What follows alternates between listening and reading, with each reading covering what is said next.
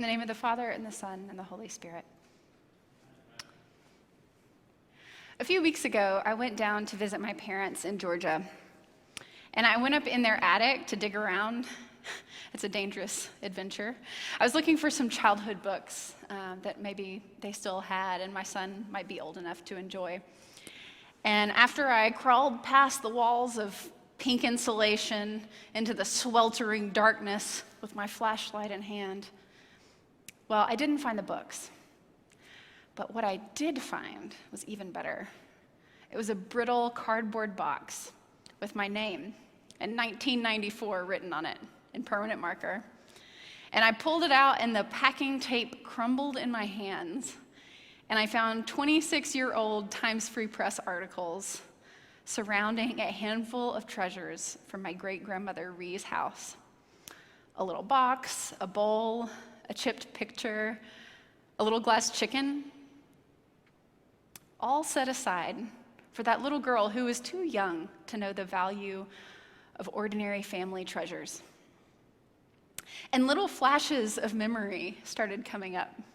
You know, those flashes from early childhood, visits to her house, the way her kitchen looked, the boxwood bushes outside, walking around the pond, hide and go seek with my cousins, glimpses of that family story that helped shape who I am. It took me back to my origins, back to my roots. It took me back to the rock from which I am hewn. In today's lessons, we are called to remember our foundations, the stories that shaped us, the treasure entrusted to us. The rock that the prophet speaks of today is that oldest promise to Abraham and Isaac and Jacob, to Sarah and Rebekah and Rachel and Leah, that God would be near them, that God would make them flourish and make them a sign of hope in the world. And in these verses, the prophet writes to a people who are returning from exile. And he reminds them of that story. He reminds them where they came from, the ancestors who struggled with faith, yet still saw God's abundance, even in the most unexpected places.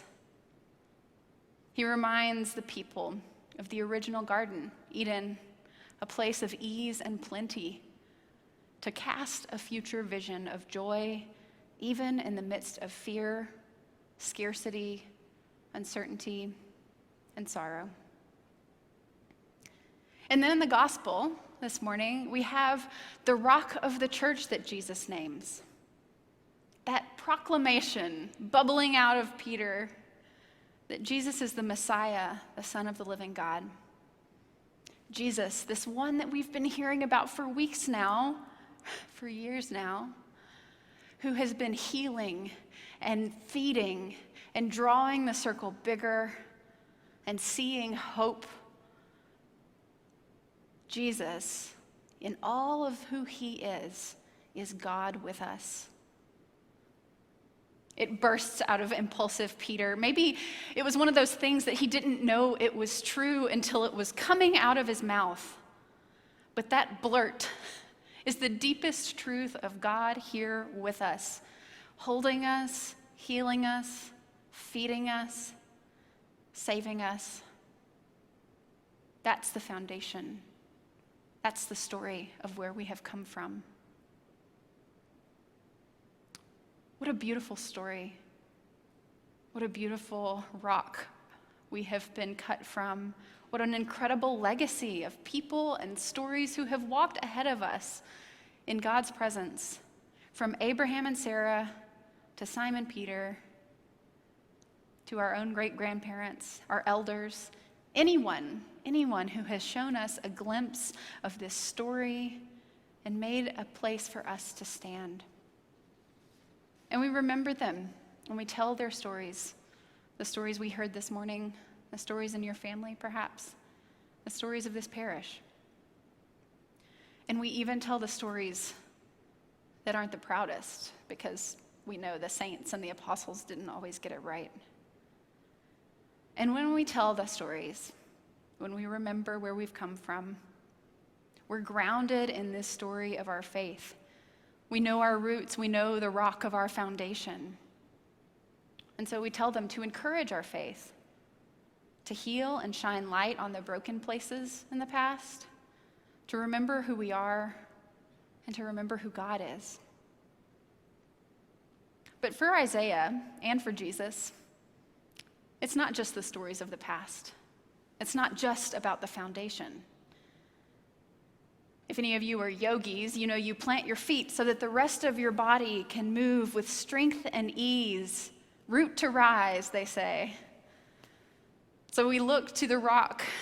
We look to the foundation, our roots, so that we know how to build, where to move, where to go, how to have strength and ease.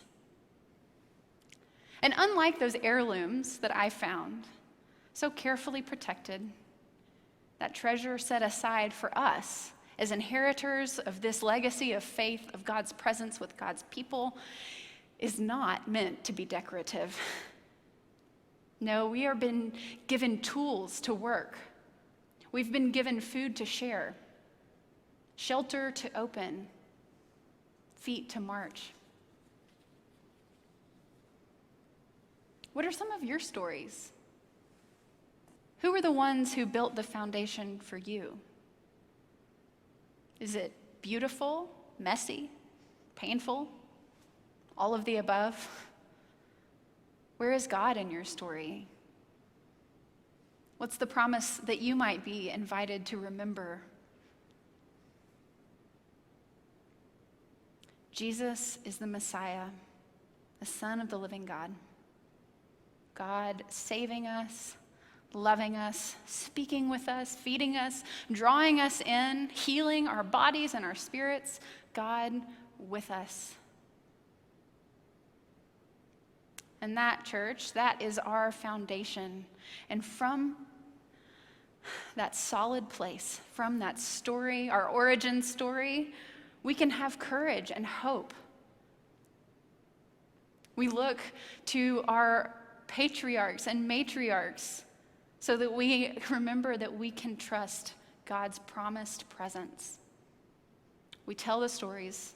We return to our roots and foundations so that we remember who we are and have the strength to grow.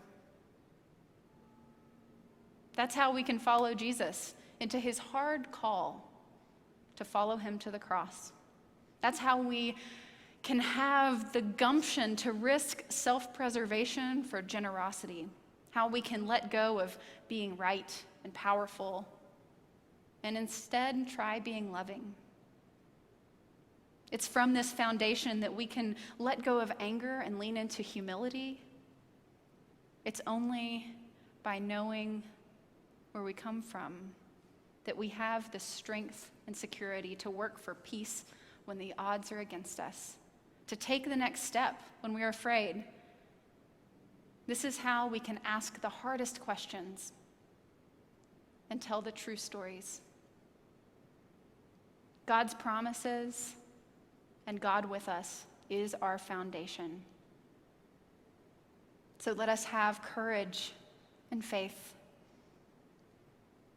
Let us remember where we have come from so that we can follow God's vision for the future, to move and grow in hope. In the name of the Father, and the Son, and the Holy Spirit.